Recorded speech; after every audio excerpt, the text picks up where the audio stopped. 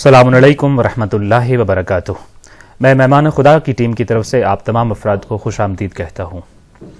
آئیے کتاب مہمان خدا کے دوسرے حصے مادر امت کا مطالعہ کرتے ہیں، جو کہ ام المومنین حضرت خدیجہ الکبریٰ سلام اللہ علیہا کی حالات زندگی سے متعلق ہے۔ اس کتاب کا پہلا چیپٹر ہے ام المومنین حضرت خدیجہ الکبریٰ سلام اللہ علیہا کا مختصر زندگی نامہ۔ وادی مکہ، جہاں نہ صرف تعلیم و شعور کا فقدان تھا بلکہ تعلیمات انبیاء کے نشان تک گم ہو چکے تھے اور علم کی روشنی نہ تھی، جہاں باپ کا اپنی بیٹی کو زندہ دفن کرتے ہوئے اس کی چیخ و پکار سے بے پرواہ ہو کر اس کے وجود کو مٹا دینا غیرت کہلاتا تھا، جہاں سنگدلی کو شجاعت اور مکاری و فریبکاری کو عقلمندی سے تعبیر کیا جاتا تھا، جہاں ادیان الہی مسخ ہو چکے تھے اور جہالت، بربریت، ظلم اور درندگی کا راج تھا، جہاں عورت کو منحوس تصور کیا جاتا تھا، مظلوموں کی آہیں اور سسکیاں سننے والا کوئی نہ تھا، جہاں انسانیت ہی زوال پذیر تھی۔ ایسے میں خویلد کے گھر میں ایک ایسی بیٹی پیدا ہوئی جو آگے چل کر خوبصورتی، دولت، اختیار، جوانی اور حسن و جمال سمیت ہر نعمت میسر ہونے کے باوجود طاہرہ کے لقب سے مشہور ہوئیں۔ آپ طاہرہ بھی تھیں اور عقیلہ قریش بھی۔ یتیم انہیں ام الیتامہ کہتے تھے تو معاشرے کا دھتکارا ہوا اور پسا ہوا طبقہ ام الثعالب کہتا تھا۔ جی ہاں، یہ خدیجہ بنت خویلد ہیں۔ خویلد ان خوش قسمت والدین میں سے تھے کہ جن کا نام اس دھرتی پر ان کی بیٹی کی شرافت و طہارت اور نصرت اسلام کے سبب ہمیشہ کے لیے امر ہو جانا تھا۔ خدیجہ خاندانی لحاظ سے ایک عظیم سلسلہ نسب سے تعلق رکھتی تھیں۔ ان کے دادا اسد ابن عبد العزیٰ عہد نامہ حلف الفضول کے اہم رکن تھے، جبکہ آپ کے والد کے دادا عبد العزیٰ اور پیغمبر اکرم صلی اللہ علیہ وآلہ وسلم کے جد عبد مناف آپس میں سگے بھائی تھے۔ یوں وہ قبیلہ قریش سے تعلق رکھتی تھیں اور نسب کے لحاظ سے کچھ واسطوں کے بعد پیغمبر اسلام صلی اللہ علیہ وآلہ وسلم کی ہم نسب اور قریبی رشتہ دار تھیں۔ یہ جاہلیت کا دور تھا اور پورا عرب بت پرستی اور اخلاقی برائیوں میں ڈوبا ہوا تھا، مگر آپ اس زمانے میں بھی عفت، پاک دامنی، دور اندیشی، سخاوت اور جان نثاری جیسے اوصاف سے مزین تھیں۔ ظاہری حسن و جمال، بہتر مالی حالات، اعلیٰ خاندانی نسب اور مثالی اجتماعی حیثیت کی مالک ہونے کے باوجود اہل عرب آپ کو طاہرہ یعنی پاک دامن خاتون کے نام سے پہچانتے تھے۔ مورخین نے لکھا ہے کہ وَكَانَتْ تُدَّعَىٰ فِي الْجَاهِلِيَّةِ بِالطَّاهِرَةِ لِشِدَّةِ عِفَافِهَا وَصِيَانَتِهَا، یعنی زمانہ جاہلیت میں لوگ انہیں عفت و پاک دامنی کے بلند مرتبہ کی وجہ سے طاہرہ کے لقب سے پکارتے تھے۔ وہ آسمانی کتابوں پر ایمان رکھتی تھیں اور خدائے وحدہ لا شریک کی پرستش کرتی تھیں۔ وہ دین ابراہیمی کی پیروکار تھیں اور مذہبی تعلیمات اپنے چچا زاد بھائی ورقہ بن نوفل سے حاصل کیا کرتی تھیں۔ وہ دور دراز ممالک کی طرف اپنے تجارتی کارواں روانہ کرتے وقت کعبۃ اللہ میں جا کر حضرت ابراہیم علیہ السلام کے خدا سے اپنی تجارت میں حصول برکت کی دعا کیا کرتیں۔ ایک کامیاب تاجرہ ہونے کے سبب جہاں تجارتی امور میں آپ کا اکثر وقت گزرتا، وہاں کچھ وقت عبادت و ریاضت بالخصوص طواف کعبہ کے لیے مخصوص کیا ہوا تھا۔ عربوں کی اکثریت جنگ و جدال، لہو و لعب اور بت پرستی میں مگن تھی، مگر خدیجہ سلام اللہ علیہا کے گھر باقاعدگی سے مذہبی نشستیں منعقد ہو رہی تھیں، جن میں اہل کتاب، علماء اور دانشور گفتگو کرتے تھے۔ وہ ان کی باتیں اور نصیحتیں غور سے سنتی تھیں اور ان کی گفتگو میں ذکر ہونے والے آخری نبی کے اوصاف کو پہچان چکی تھیں، اور انہیں یقین ہو چلا تھا کہ وہ سرزمین حجاز پر عنقریب ظہور کریں گے۔ ایک رات انہوں نے طواف کعبہ انجام دیا اور قریش کی ان عورتوں کے برابر آ کر کھڑی ہو گئیں جو ایک یہودی عالم کی گفتگو سن رہی تھیں۔ حضرت خدیجہ سلام اللہ علیہا نے سنا کہ وہ عالم کہہ رہا تھا کہ عنقریب تم لوگوں میں ایک نبی مبعوث ہونے والا ہے، بس تم میں سے جو بھی اس کی شریک حیات بن سکتی ہو اس میں تاخیر نہ کرنا۔ عورتیں یہودی عالم کی اس بات پر ہنستی اور مذاق اڑاتی اپنے گھروں کو چلی گئیں، لیکن خدیجہ کے دل میں یہ بات گویا اٹک سی گئی۔ در حقیقت انہیں وہ خواب ایک مرتبہ پھر یاد آ گیا جو انہوں نے کچھ روز پہلے ہی دیکھا تھا کہ مکہ کے افق پر ایک ستارہ طلوع کرتا ہے اور آسمان بطحا پر بلند ہو کر رفتہ رفتہ ان کے گھر کی طرف آتا ہے، اور یہاں سے اس کی روشنی پورے عالم میں پھیل جاتی ہے کہ جس کو دیکھنے لوگ جوق در جوق ان کے گھر آ رہے ہوتے ہیں۔ اس خواب کی تعبیر جناب ورقہ بن نوفل نے آپ کو یوں بتائی تھی کہ البشرا یبنت العم فَإِن صَدَقَتِ الرُّؤْيَا فَإِنَّ نُورَ النُّبُوَّةِ وَالرِّسَالَةِ سَيَدْخُلُ مَنزِلَكَ، یعنی مبارک ہو اے میری چچا زاد بہن، اگر آپ کا خواب سچا ہوا تو نور نبوت و رسالت عنقریب تمہارے گھر آئے گا کہ جو پورے عالم کو اپنی روشنی سے منور کر دے گا۔ ان دو واقعات کے بعد تیسرا واقعہ کہ جس نے آپ سلام اللہ علیہ کو نبی کریم صلی اللہ علیہ وآلہ وسلم کی طرف کاملاً راغب کر دیا تھا، وہ نبی اکرم صلی اللہ علیہ وآلہ وسلم کا بطور اجیر ان کا سامان تجارت شام لے کر جانا تھا۔ اس سفر میں حضرت خدیجہ کا غلام بھی آپ کی ہمراہی کر رہا تھا، لیکن جناب خدیجہ نے یہ کہتے ہوئے سب اختیار محمد امین کے سپرد کر دیے تھے کہ لا تعص لہ امرا ولا تخالف لہ رایا، یعنی اے میسرہ کسی بات میں ان کی نافرمانی نہ کرنا اور ان کے ہر حکم میں ان کی اطاعت کرنا۔ سفر سے واپسی پر میسرہ بے تابی سے منتظر تھا کہ خدیجہ کب اسے روداد سفر سنانے کا کہیں تاکہ وہ انہیں بتا سکے کہ کیسے وہ ایک وادی میں رکنا چاہ رہے تھے، مگر محمد صلی اللہ علیہ وآلہ وسلم نے انہیں اوپر ایک پہاڑی پر ٹھہرایا۔ کچھ ہی دیر میں بارش ہونے لگی اور پوری وادی سیلابی پانی کی زد میں آ گئی، مگر پہاڑ پر رکنے کی وجہ سے وہ اور ان کا سارا سامان محفوظ رہا۔ وہ یہ بھی بتانا چاہ رہا تھا کہ جب ان کا قافلہ ایلا نامی قصبے میں پہنچ کر ایک خشک کنویں کے کنارے رکا تو یتیم عبداللہ نے اپنا ہاتھ کنویں کے اندر ڈالا، اور جب ہاتھ باہر نکالا تو چلو میں پانی تھا اور وہ اس پانی سے اپنے ہاتھ دھو رہے تھے۔ وہ سب ابھی اس بات پر حیران ہی کھڑے تھے کہ انہوں نے آنے واحد میں اس خشک درخت کو سرسبز ہوتے دیکھا کہ جس کے تنے کے ساتھ محمد صلی اللہ علیہ وآلہ وسلم اپنی پشت لگائے ابھی بیٹھے تھے۔ میسرہ کو وہ الفاظ بھی یاد تھے جو ایلا کے پادری نے یہ منظر اپنی آنکھوں سے دیکھ کر اس موقع پر کہے تھے کہ ما نزل تحت هذه الشجرة قط الا نبی،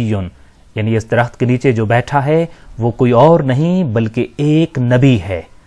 پھر حسرت سے آسمان کو دیکھ کر اس پادری نے کہا تھا یا لیت انی ادرکہ حین یؤمر بالخروج، کاش میں اس زمانے کو درک کر سکوں جب انہیں ظاہری نبوت و رسالت عطا ہو۔ میسرہ کو یہ بات بھی یاد تھی اور وہ بے صبری سے خدیجہ سلام اللہ علیہ کو بتائے جا رہا تھا کہ شام پہنچنے پر جب سب قافلے اپنا سامان تجارت بیچنا شروع ہو گئے تو کیسے محمد صلی اللہ علیہ وآلہ وسلم نے انہیں ابھی کچھ بھی نہ بیچنے کا حکم دیا اور وہ سب اگلے دن کا انتظار کرنے لگے کہ جب ان کے علاوہ سب قافلوں کا سامان فروخت ہو چکا تھا۔ اس دن بازار خریداروں سے بھرا ہوا تھا اور مال صرف ان کے قبیلے کے پاس تھا۔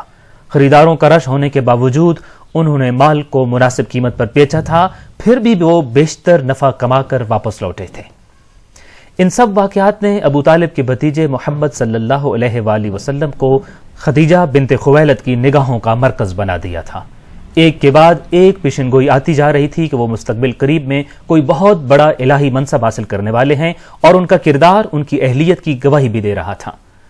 بالآخر خوب غور و خوض کے بعد خدیجہ سلام اللہ علیہ نے یہ فیصلہ کر لیا کہ وہ ان کی شریک حیات بن کر خود کو ان کی خدمت کے لیے وقف کر دیں گی، چاہے اس کام کے لیے انہیں کسی بھی مخالفت کا سامنا کرنا پڑے۔ اس کام کے لیے انہوں نے اپنی دوست نفیسہ بنت منیہ کی مدد لی اور ان کے ذمہ لگایا کہ وہ آن حضرت صلی اللہ علیہ وآلہ وسلم کی خدمت میں حاضر ہو کر شادی کے بارے میں ان کا نقطہ نظر معلوم کریں، اور اگر ممکن ہو تو خدیجہ کی طرف سے ان کو اس امر کی پیشکش کریں۔ نفیسہ اس وقت نبی کریم صلی اللہ علیہ وآلہ وسلم سے ملاقات کرنے میں کامیاب ہو گئیں جب وہ کعبہ کا طواف کرنے کے بعد اپنے گھر لوٹ رہے تھے۔ ابتدائی گفتگو کے بعد جناب خدیجہ سلام اللہ علیہ کی دوست نے مطلوبہ موضوع پر گفتگو کرتے ہوئے انہیں کہا کہ میں آپ کو ایک ایسی خاتون سے متعارف کروا سکتی ہوں جو شرافت و کردار اور جاہ و جمال میں آپ کے ہم پلہ ہیں۔ آن حضرت صلی اللہ علیہ وآلہ وسلم کے استفسار پر نفیسہ نے انہیں خدیجہ اور ان کے ارادے کے بارے میں آگاہ کیا۔ اس سلسلے میں نبی کریم صلی اللہ علیہ وآلہ وسلم کی پھوپھی جناب صفیہ بنت عبد المطلب نے بھی آن حضرت صلی اللہ علیہ وآلہ وسلم تک پہنچنے کے لیے خدیجہ سلام اللہ علیہ کی مدد کی۔ جناب صفیہ کی موجودگی میں حضرت خدیجہ سلام اللہ علیہ نے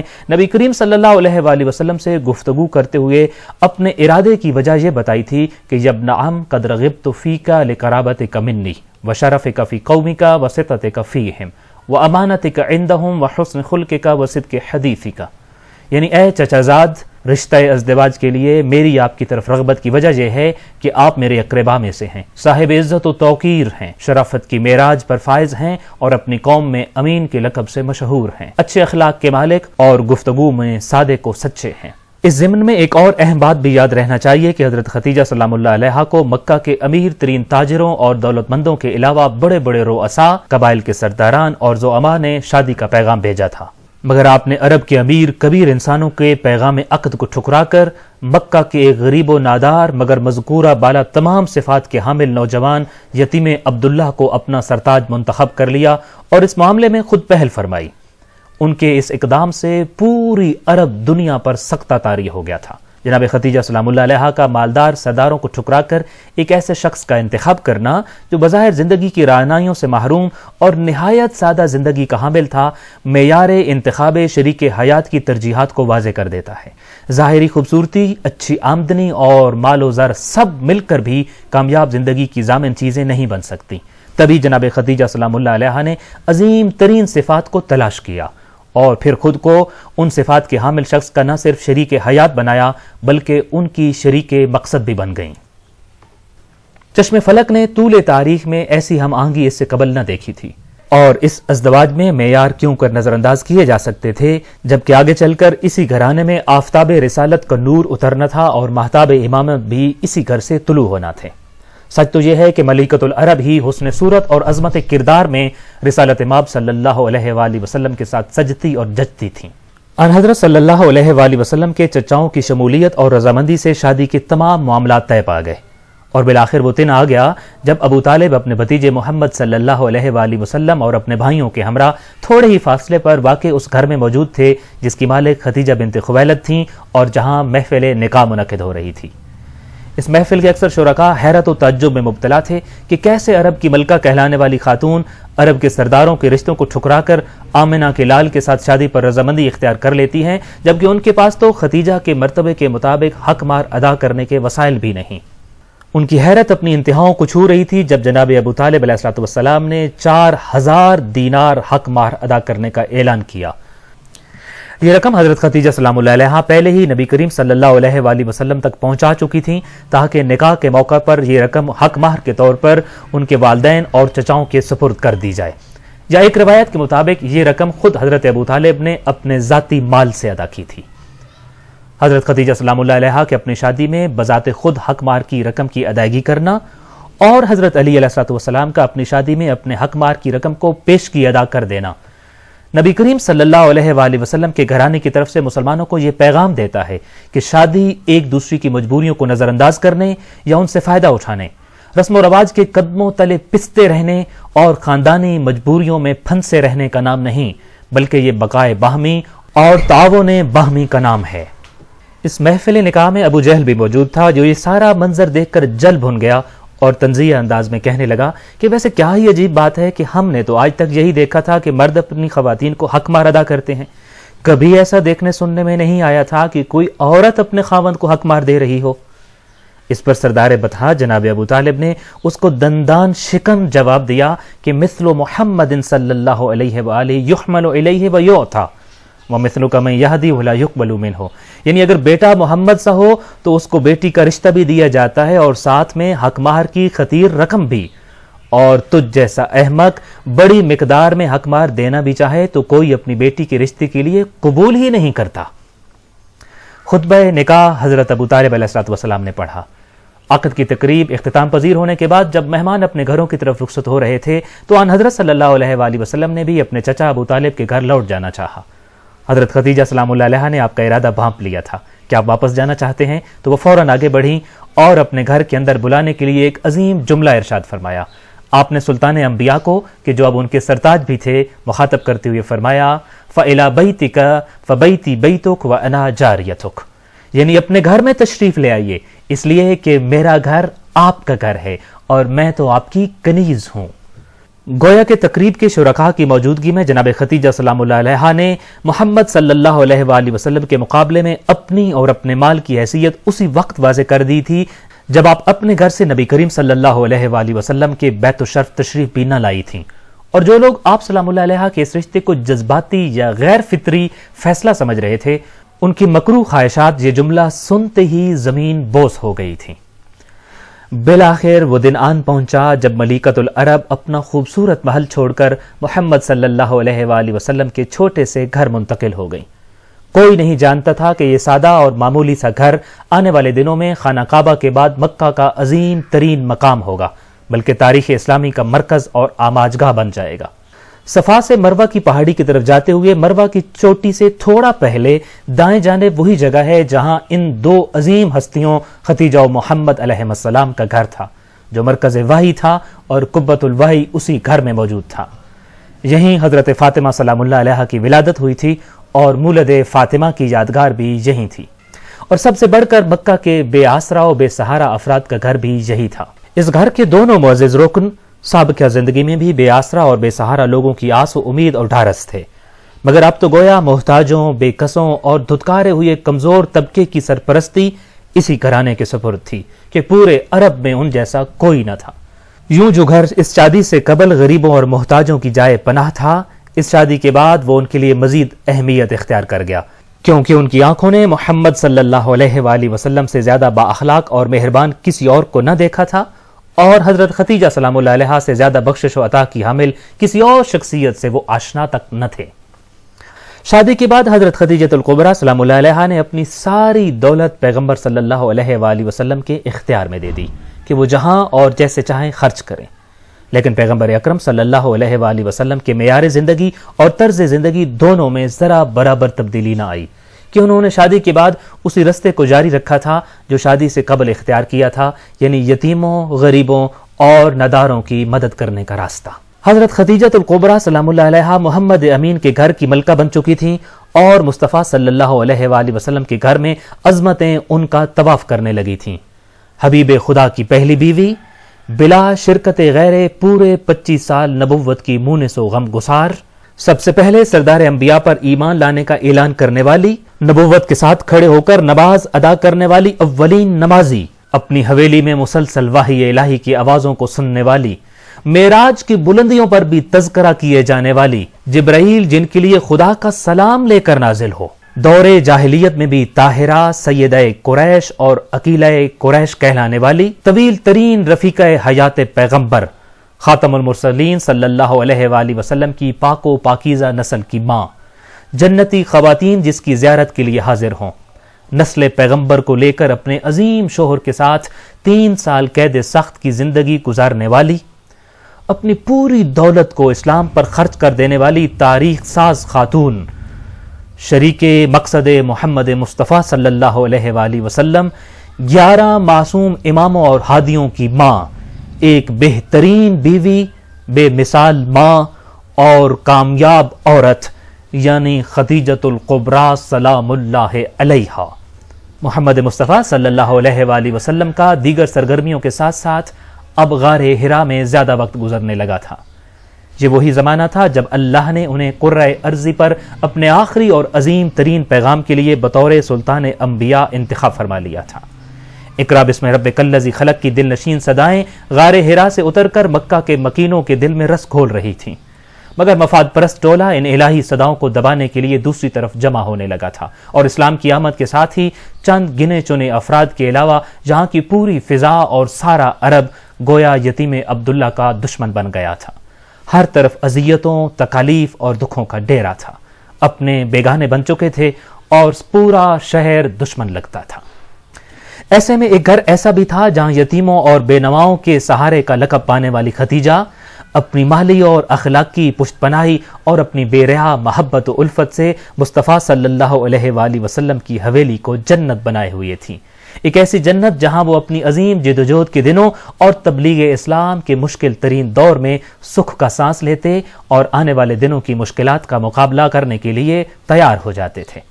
آپ قدم بقدم رسول اللہ صلی اللہ علیہ وآلہ وسلم کے لیے قلبی سکون بھی تھیں اور ان کا حوصلہ و سہارا بھی۔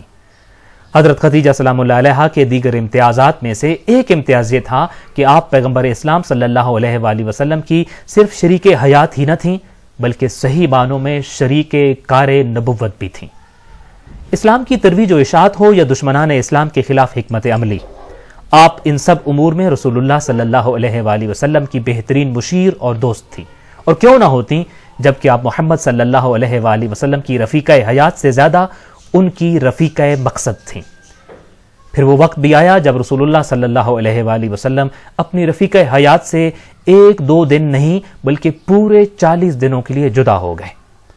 اس دوران خدیجہ الکبریٰ سلام اللہ علیہا بے چین ضرور تھیں مگر پریشان نہیں۔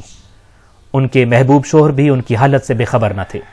اس لیے اپنے دیرینہ دوست حضرت عمار یاسر کو خدیجہ سلام اللہ علیہا کے نام حوصلہ و صبر کا پیغام دے کر بھیجا کہ وہ انہیں جا کر کہیں کہ میری آپ سے دوری کسی اور سبب سے نہیں بلکہ حکم خدا کی وجہ سے ہے، آپ اطمینان رکھیں اور میرا انتظار کریں، خدا یقیناً ہمیں کچھ عظیم ہدیہ و تحفہ دینا چاہتا ہے۔ ان حضرت صلی اللہ علیہ وآلہ وسلم نے یہ 40 دن صوم و صلات اور ذکر و مناجات میں گزارے. دن کو روزہ رکھتے اور افطار جنتی کھانے سے فرماتے. رات عبادت الہی میں بسر کرتے. مقررہ مدت کے بعد جب ان حضرت صلی اللہ علیہ وآلہ وسلم گھر تشریف لائے تو ملکۃ العرب نے ان کا استقبال کیا. پیغمبر اسلام صلی اللہ علیہ وآلہ وسلم مسرت و شادمانی کے عالم میں اپنے گھر میں داخل ہوئے. وعدہ خدا کے مطابق عظیم و پاکیزہ نور باپ کے صلب سے ماں کے رحم میں وارد ہوا. رسول اللہ صلی اللہ علیہ وآلہ وسلم کو کوثر تو خدیجہ سلام اللہ علیہا کو تنہائی کا ساتھی مل گیا. اور پھر ایک دن رحمت للعالمین کے گھر الکوثر کا تاج پہنے وہ عظیم بیٹی آئی جس نے اسوہ جہاں بننا تھا. فاطمہ علیہ السلام کی آمد نے رسول اللہ صلی اللہ علیہ وآلہ وسلم کے آنگن میں خوشیاں بکھیر دیں اور اس عظیم گھر کے ہر درد کو خوشی میں بدل دیا. ہر مشکل آسان ہو گئی، سارے ملال دھل گئے، جلتی آنکھوں میں ٹھنڈک بس گئی، بے چین دل کو قرار سا آ گیا. اور کیوں نہ ہوتا کہ رحمت للعالمین کے گھر رب العالمین کی رحمت اتر آئی تھی. ناظرین کرام، یہی وہ زمانہ تھا جب حضرت خدیجۃ الکبریٰ سلام اللہ علیہا اسلام کے خلاف کی جانے والی سازشوں کے خلاف اپنے گھر کو ایک مضبوط قلعہ بنائے کھڑی تھیں. اس دوران اپنی بیٹی فاطمہ کی صورت میں ایک ایسا شاہکار تیار کر رہی تھیں جو نہ صرف زنان عالم کے لیے کامل نمونہ ہو بلکہ ان کے مد نظر یہ بھی تھا کہ ان کی رحلت کے بعد بھی ملکۃ العرب کی محبت، وفا، خلوص، ایثار اور شجاعت ان کی بیٹی فاطمہ کی صورت میں رسول اللہ صلی اللہ علیہ وآلہ وسلم کے ہمراہ رہے اور ان کی تقویت کا سبب بنتی رہے.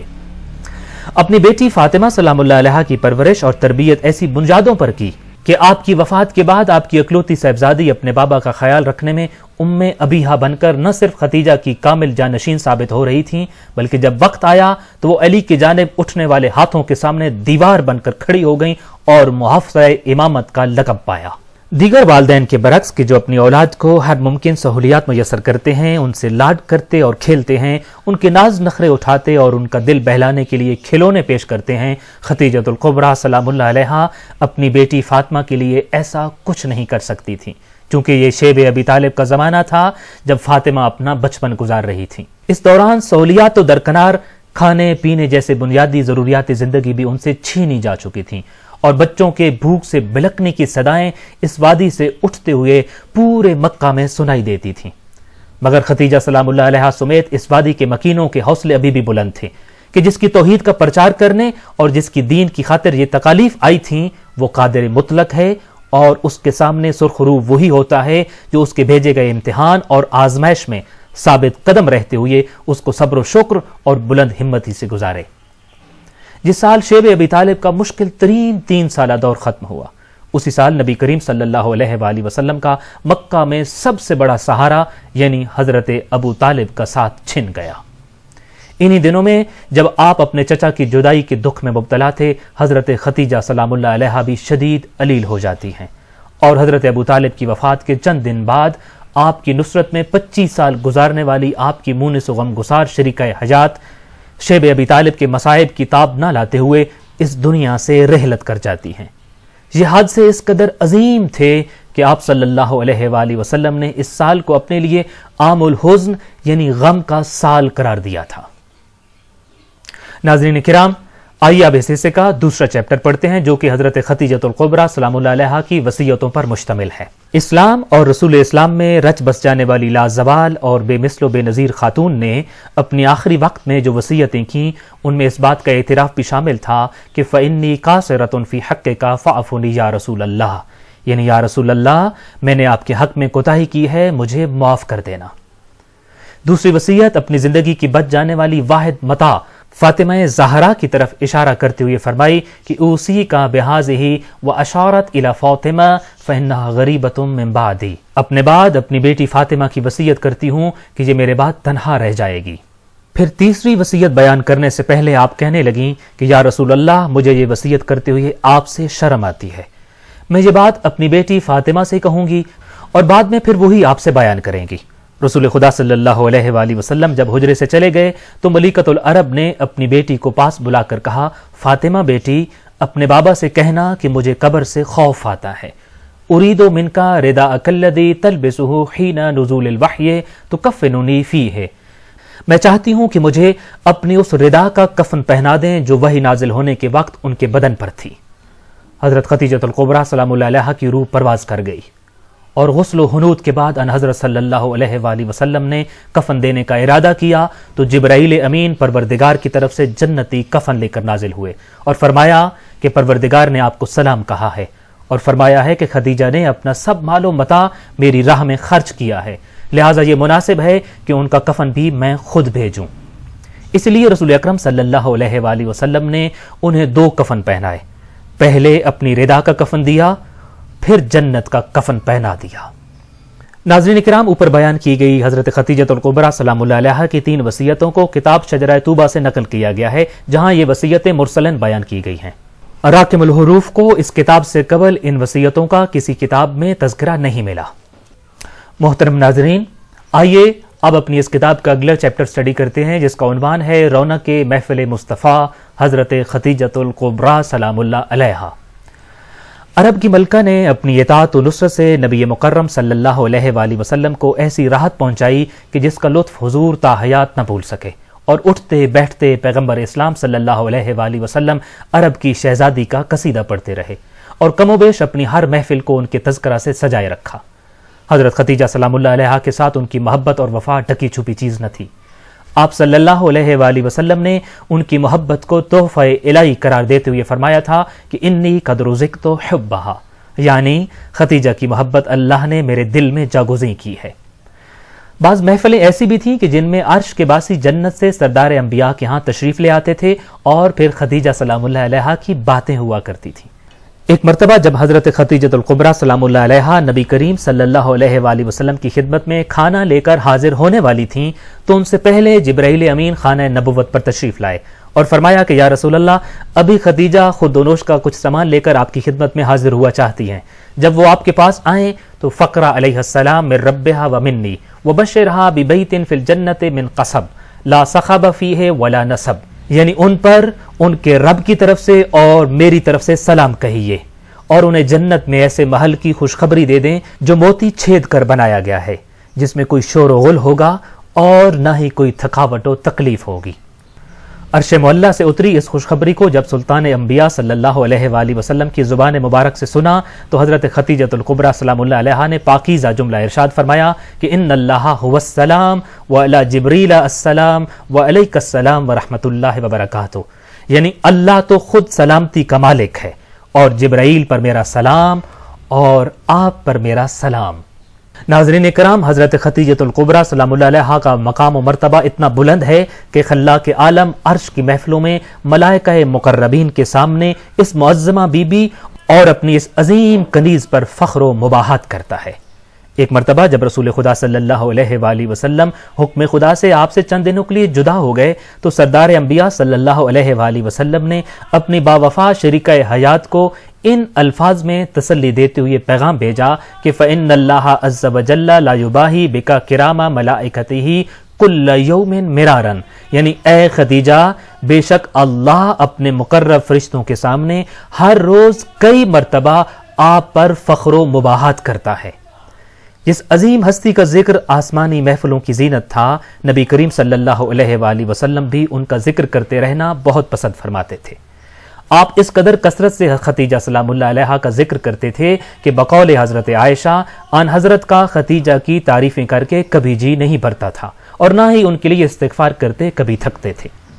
وہ کہتی ہیں کہ ایک دن انہوں نے حسب معمول حضرت خدیجہ سلام اللہ علیہا کا تذکرہ کیا تو مجھے ناگوار گزرا اور میں نے کہہ دیا کہ یا رسول اللہ، اللہ نے آپ کو اس بڑھیا کے بدلے جوان بیویاں عطا کی ہیں، خدیجہ کا ذکر کرنا اب چھوڑ کیوں نہیں دیتے؟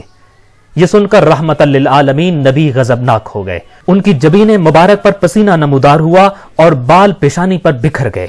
حضرت عائشہ کہتی ہیں کہ جب میں نے انہیں اس حالت میں دیکھا تو دل ہی دل میں فوراً دعا کی کہ اللہم ان اذہبت غضب رسولک انی لم اعد اذکرها بسوء، یعنی پروردگارا، اگر آج کے دن تو مجھ سے رسول خدا صلی اللہ علیہ وآلہ وسلم کا غصہ دور فرما دے تو میں آئندہ کبھی بھی حضرت خدیجہ کے لیے نامناسب الفاظ استعمال نہیں کروں گی۔ حضرت عائشہ کہتی ہیں کہ پھر نبی خدا صلی اللہ علیہ وآلہ وسلم نے میری اس بات کے جواب میں فرمایا لا واللہ ما ابدلنی اللہ خیرا منہا، نہیں، ہرگز نہیں، خدا کی قسم خدیجہ سے بہتر بیوی مجھے نہیں ملی، اس لیے کہ وہ اس وقت ایمان لائیں جب لوگوں نے کفر کیا انہوں نے اس وقت میری تصدیق کی جب دنیا نے مجھے جھٹلایا۔ خدیجہ نے تب اپنا مال اسلام کے نام پر وقف کیا جب لوگوں نے مال دینے سے انکار کیا۔ ان سے میں صاحب اولاد بنا لیکن بقیہ ازدواج سے محروم رہا۔ ناظرین کرام، انسان کو جس چیز سے انس اور محبت ہو اس سے متعلقہ تمام چیزیں اسے بھلی لگنے لگتی ہیں۔ نبی کریم صلی اللہ علیہ وآلہ وسلم کی خدیجہ کے لیے محبت بھی صرف ان کی ذات تک محدود نہ رہی تھی، بلکہ آپ صلی اللہ علیہ وآلہ وسلم ان تمام نسبتوں اور رشتوں کی بھی قدردانی کیا کرتے تھے جن کا کسی بھی طرح حضرت خدیجہ سلام اللہ علیہا سے تعلق بنتا تھا۔ حضرت خدیجہ سلام اللہ علیہا کی رحلت کے بعد ان کی بہن حالہ ایک دن نبی کریم صلی اللہ علیہ وآلہ وسلم کے گھر تشریف لائیں اور آپ سے اندر آنے کی اجازت طلب کی، تو دونوں بہنوں کی آواز کی مشابہت کی وجہ سے یا پھر حضرت خدیجہ سلام اللہ علیہا کی نسبت کی وجہ سے رسول اللہ خوشی سے جھوم اٹھے۔ حضرت عائشہ کہتی ہیں کہ حالہ نے جب اجازت مانگی تو فعرف استئذان خدیجہ فرتاح لذلك فقال اللہم حالہ، یعنی رسول اللہ صلی اللہ علیہ وآلہ وسلم کو خدیجہ کی اجازت لینے کا انداز یاد آ گیا۔ آپ چونک گئے اور بے ساختہ پکار اٹھے، ارے یہ تو حالہ ہیں۔ نبی کریم صلی اللہ علیہ وآلہ وسلم نے اپنی پوری زندگی ان تمام افراد کے ساتھ خصوصی لگاؤ اور تعلق رکھا جو کسی عنوان سے حضرت خدیجہ سلام اللہ علیہا سے مربوط رہے تھے۔ ایک مرتبہ آپ کے گھر میں بکری ذبح ہوئی تو حکم دیا کہ ارسلوا بہا الی اصدقاء خدیجہ، یعنی بکری کا گوشت خدیجہ کی سہیلیوں کو بھی بھیجا جائے۔ حضرت عائشہ کہتی ہیں کہ میں نے جب یہ سنا تو مجھے غصہ آ گیا اور میں نے عذرائے تعجب و ناگواری پوچھا کہ خدیجہ؟ آپ نے فرمایا ہاں، عائشہ خدیجہ کی سہیلیوں کے گھر۔ پھر آپ نے وضاحت کرتے ہوئے فرمایا کہ انی قد رزقت حبھا، خدیجہ کی محبت تو گویا خدا نے مجھے پلا دی ہے۔ حضرت خدیجہ سلام اللہ علیہا کی شخصیت اور قربانیوں کو بھلا دینا تو درکنار، نبی کریم صلی اللہ علیہ وآلہ وسلم نے ان لوگوں کو بھی کبھی فراموش نہ کیا جن کا کسی بھی حوالے سے ان سے واسطہ رہا ہو۔ انس بن مالک کہتے ہیں کہ رسول اللہ صلی اللہ علیہ وآلہ وسلم کا معمول تھا کہ جب کبھی آپ کے پاس کوئی چیز بھیجی جاتی یا کوئی ہدیہ آتا تو آپ صلی اللہ علیہ وآلہ وسلم فرمایا کرتے تھے کہ یہ چیز فلاں کو بھیج دو کیونکہ وہ خدیجہ کی دوست تھی۔ کبھی فرماتے فلاں خدیجہ کو بہت پسند کرتی تھی اور ان کی قریبی دوست تھی تو یہ تحفہ ان کی طرف بھیج دیا جائے۔ کبھی کسی نے وجہ پوچھی تو فرمایا انی لأحب حبیبہا، یعنی مجھے خدیجہ سے متعلقہ لوگ بھی پسند ہیں۔ آپ کی زندگی میں حضرت خدیجہ سلام اللہ علیہا یوں رچ بس گئی تھیں اور نبی کریم صلی اللہ علیہ وآلہ وسلم اس قدر ان کا تذکرہ فرماتے تھے کہ آپ کے قریبی کچھ افراد کو ان کے ذکر پر بھی حسد کا احساس ہونے لگا تھا۔ حضرت عائشہ کہتی ہیں کہ ما غرت للنبی صلی اللہ علیہ وآلہ وسلم علی امرأۃ من نسائہ ما غرت علی خدیجہ لکثرت ذکرہا ایاہا وما رأیتہا قط، یعنی رسول اللہ صلی اللہ علیہ وآلہ وسلم کی بیویوں میں مجھے خدیجہ کے علاوہ کسی کے اوپر غیرت نہیں آئی، حالانکہ میں نے تو ان کا زمانہ بھی نہیں دیکھا تھا۔ ایک مرتبہ ایک ضعیف خاتون نبی کریم صلی اللہ علیہ وآلہ وسلم کے گھر آئیں تو رسول خدا صلی اللہ علیہ وآلہ وسلم نے ان کی خوب مزاج پرسی کی اور بڑے پرتپاک انداز سے پیش آئے۔ حضرت عائشہ کہتی ہیں کہ جب وہ واپس چلی گئیں تو میں نے کہا یا رسول اللہ تقبل علی هذه العجوز هذا الاقبال، یعنی یا رسول اللہ آپ اس بڑھیا سے اتنی گرم جوشی اور عزت افزائی کے ساتھ پیش آئے، آخر اس کی کیا وجہ ہے؟ آپ صلی اللہ علیہ وآلہ وسلم نے فرمایا انہا کانت تأتینا ایام خدیجہ، یعنی یہ خدیجہ کی زندگی میں ہمارے گھر آیا کرتی تھیں تو مجھے ان نسبتوں کا خیال ہے۔ ناظرین کرام، ان سب چیزوں کے پیچھے معاملہ صرف میاں بیوی کی محبت کا نہ تھا، بلکہ جیسا کہ ایک حدیث میں آن حضرت صلی اللہ علیہ وآلہ وسلم ترویج اسلام کی خاطر حضرت خدیجہ سلام اللہ علیہا کی پیش کی گئی قربانیوں اور ان کی طرف سے نصرت اسلام کا جو اہتمام کیا گیا تھا اس کو یاد کرتے ہوئے فرمایا کرتے تھے کہ ما نفعنی مال قط مثل ما نفعنی مال خدیجہ، یعنی مجھے اپنے مقصد کی ترویج و تبلیغ میں کسی مال نے یوں فائدہ نہیں پہنچایا جس طرح خدیجہ کے مال و دولت نے۔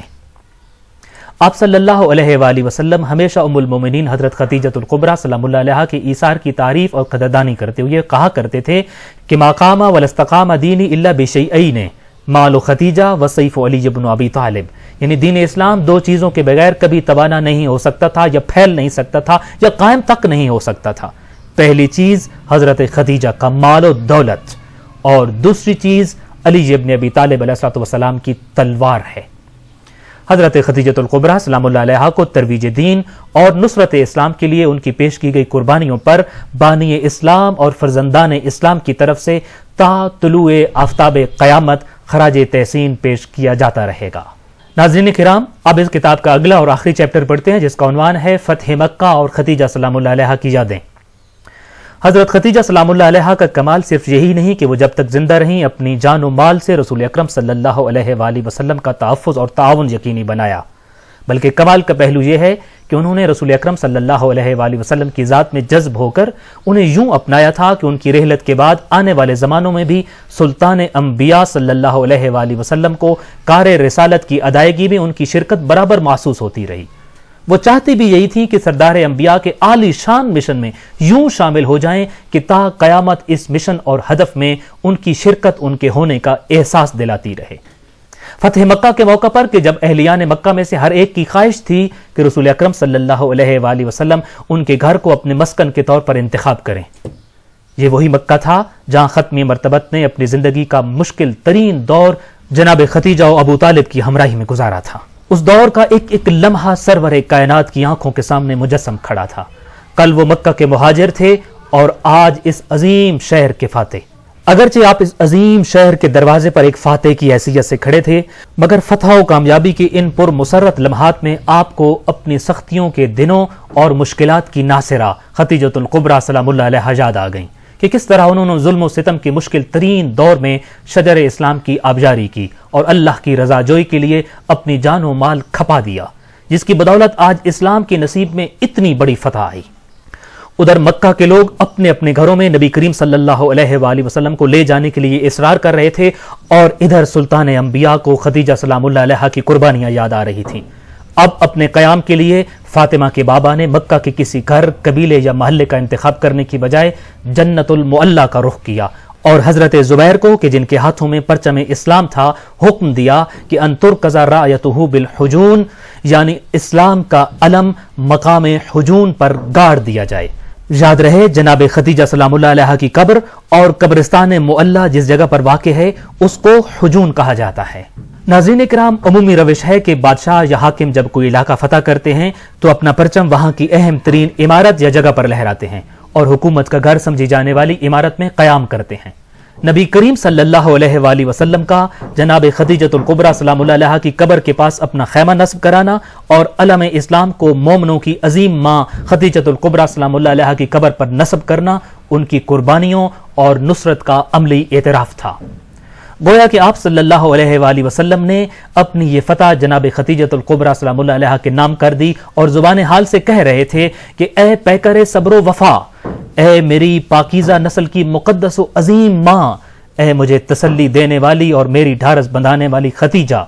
मुझ पर होने वाले हर जुल्म व सितम के खिलाफ ढाल बन जाने वाली मेरी गुमशुदा अजीज, तुमने जुल्मत के दौर में और खौफ के ज़माने में किसी दर्द की परवाह किए बगैर अपना सब कुछ लुटाकर हर मुश्किल में मेरा साथ दिया। देखो खदीजा, मैं कुफ्र व निफाक के तमाम कले ढाकर फातिह मक्का बनकर अपनी खुशियां बांटने तुम्हारी कब्र पर खड़ा हूं।